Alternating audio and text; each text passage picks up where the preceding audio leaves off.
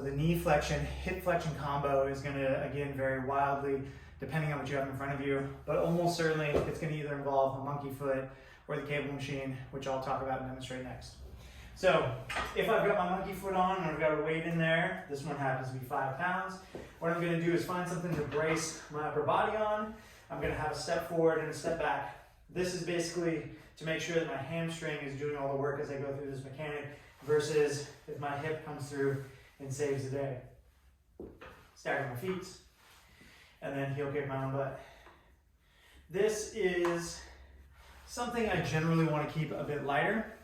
I have personally never gone above 20, maybe 25 pounds and recommend, especially when people are beginning, 5 or 10 pounds is plenty. You can always slow it down a little bit and think of a hold plus negative, hold plus negative, and you can really start to kick that hamstring.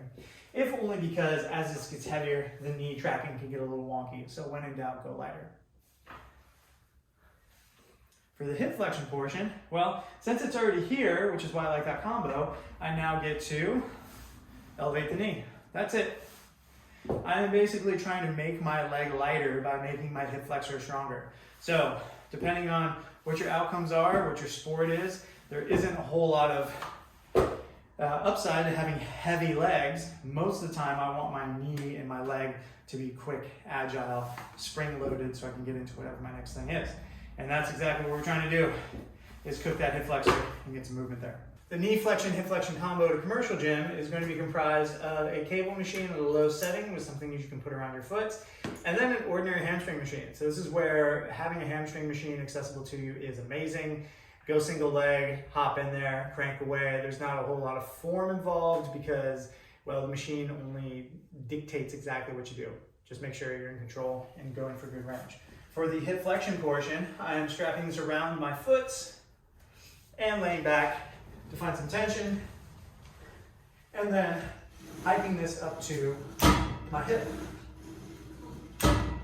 Now, I want my leg to go a little bit longer. I just happen to be in kind of a confined space right now, and tracking that knee all the way up to my shoulder. Basically as high as I can passively go. I also want to be active in that position as well. My other foot, boom, braces down like so. I'm getting a good squeeze, get some air out, squeeze down on that TA, on those side ab muscles, get everything locked in, and then you're ready to go and start cranking away on your reverse squats. That combo operates as our knee and hip flexion if we happen to be in a commercial gym. When in doubt, I would probably actually go with the monkey foot just because it's going to be the easiest thing that you can control 100% and you don't have to rely on gadgets and waiting in line and setting things up.